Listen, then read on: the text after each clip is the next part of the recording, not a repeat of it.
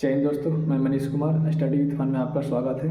आज हम लोग बात करने वाले हैं यूपी पुलिस रनिंग को क्वालिफाई करने के तरीके के बारे में, कैसे हम लोग रनिंग को क्वालिफाई कर सकते हैं। इससे पहले हमने डीबीपीएसटी के बारे में एक कंप्लीट वीडियो बनाए हैं, तो आप यदि वीडियो को नहीं देखे होंगे तो आप देख लीजिए कौन से डॉक्यूमेंट्स चाहिए और क्या क्या पीएसटी में होता है, वो सब के बारे में कुछ सावधानियाँ भी बताए हैं, तो उस वीडियो को देख सकते हैं। ठीक है, तो चलिए आज बात करते हैं हम लोग यूपी पुलिस रनिंग के क्वालिफाई करने के तरीके के बारे में। तो ज़्यादा टाइम ना लेते हुए वीडियो को शुरू करते हैं। देखिए, रनिंग में क्या क्या बहुत सारी समस्या आती है, जैसे एंकल दर्द करना और शिन पेन का दर्द, दौड़ने के बाद चक्कर आना, और कुछ लोगों की समस्याएं होती है क्या करें रनिंग करने से पहले वहाँ पर क्या कुछ पानी पिए या फल खाए, खाना खाएं, इससे संबंधित सारी बताएंगे बातें। और कुछ समस्याएं होती है जैसे मेट पर पाँव पड़ना, पाँव पड़े या ना पड़े क्या होगा, लाइन में पीछे रहें क्या हुआ, और रनिंग का स्टार्ट कैसे करें, सर्कल में कैसे दौड़ना है, इस सब के बारे में हम आज इस वीडियो में बताएंगे।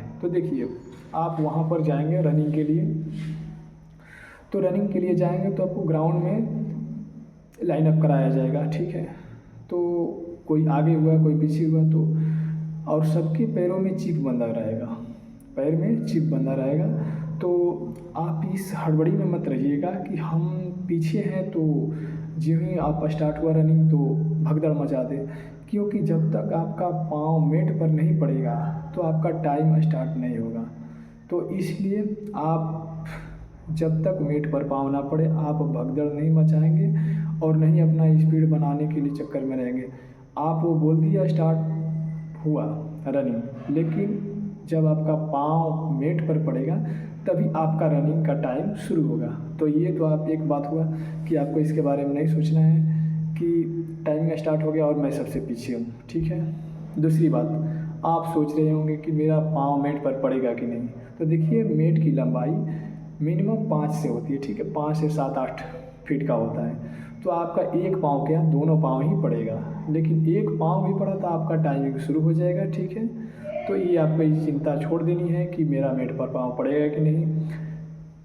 ठीक है, और दूसरी बात, भगदड़ नहीं मचाना है, क्योंकि आपका मेट पर पाँव पड़ेगा तभी स्टार्ट होगा। अब देखिए, इसके बाद की बात, जब आपका रनिंग शुरू हो जाएगा, टाइमिंग शुरू हो जाएगा, मेट पर पाँव पड़ गया, तो इसके बाद क्या है, सर्कल होता है 400 मीटर का। जहाँ भी जाएंगे 400 मीटर का ही सर्कल मिलेगा, और टोटल 4800 मीटर हमको करना है रनिंग, तो 12 चक्कर मारना है। ठीक है, प्रत्येक चक्कर 400 मीटर का हुआ।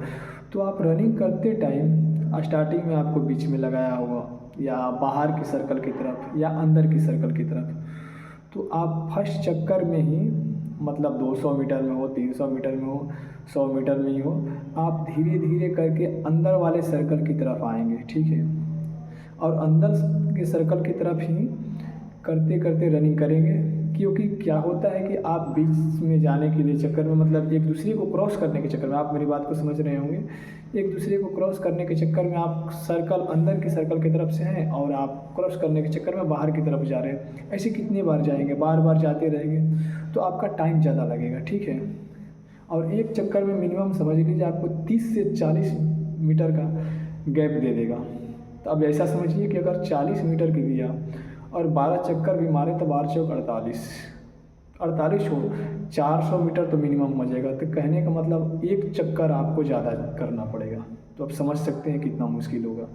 तो इसलिए आप अंदर की सर्कल की तरफ ही रनिंग करेंगे, बाहर की तरफ भूल कर भी नहीं। ठीक है, और उसके बाद रनिंग करते करते क्या होता है, प्यास भी लगती है, तो आपको पानी पीना है। ये नहीं मैं बोल रहा हूँ कि पानी मत पीजिए, लेकिन कुछ चक्कर मारिए, 4 चक्कर मारिए, मिनिमम तो 4 चक्कर मार लीजिए।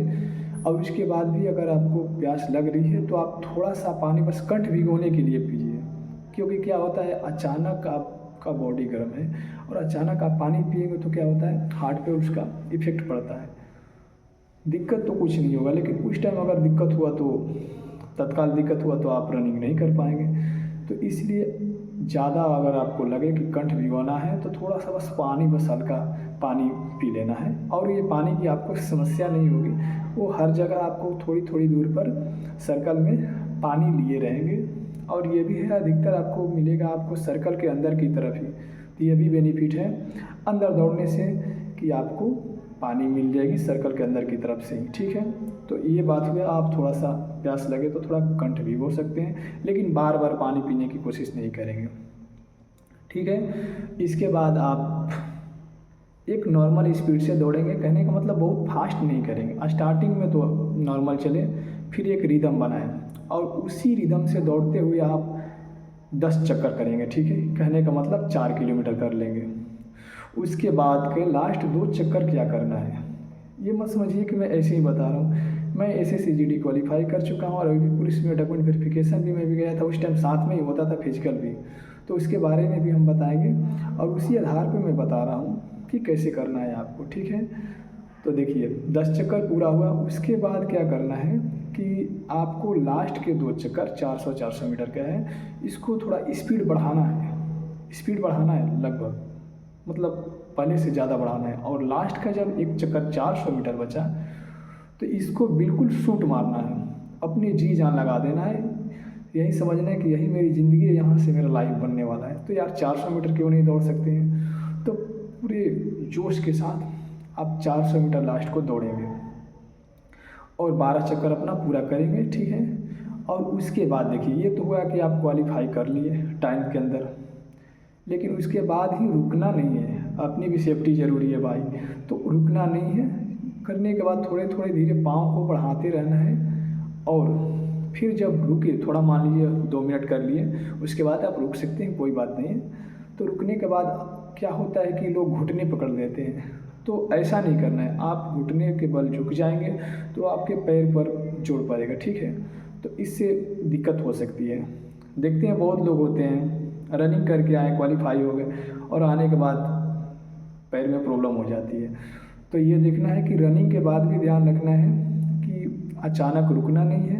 दूसरी बात, आप घुटने के बल नहीं बैठना है, घुटने पर झुकना नहीं है, ठीक है। और एक तीसरी बात होगी कि आने के तुरंत बाद पानी नहीं पीना है। आप 5 या 10 मिनट रिलैक्स रहिए, उसके बाद पानी पिए। 10 मिनट तो बिल्कुल पानी नहीं पिए, ठीक है, नहीं तो प्रॉब्लम हो सकती है। तो अपनी सेफ्टी रखना ज़रूरी है, ठीक है। तो मैं समझ सकता हूँ कि आप पूरे समझ सके होंगे वीडियो को। तो आप इस तरीके से आप रनिंग करके देखिए।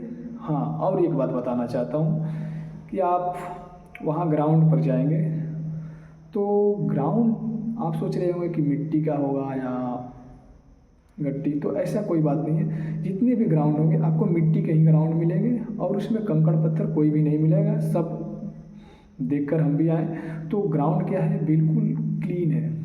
रनिंग के लिए तो सब ग्राउंड रेडी है, ठीक है, बिल्कुल क्लीन है। आपको कोई भी कंकड़ पत्थर कुछ भी नहीं मिलेगा, मिट्टी का ही मिलेगा, ठीक है। और एक बात है, लोग सोच रहे होंगे क्या नंगे पाँव दौड़ूं या शूज लगा के, जूते लगा के, तो इसके लिए कोई पाबंदी नहीं है। आप नंगे पाँव भी दौड़ सकते हैं और जूते पहनकर, ठीक है, ये आपके ऊपर डिपेंड करना है।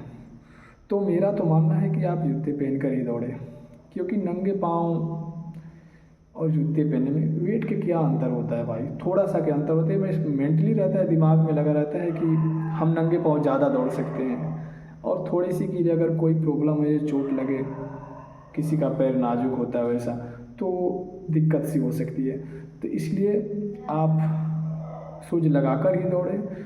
और शूज कौन सा शूज सोचते होंगे, तो इसमें आपको ऐसा सोचने वाली बात नहीं है। आप सीगा का हो या कोई और जूता हो स्पोर्ट, आप पहन कर देखिए कौन सा आपको कंफर्टेबल लगता है।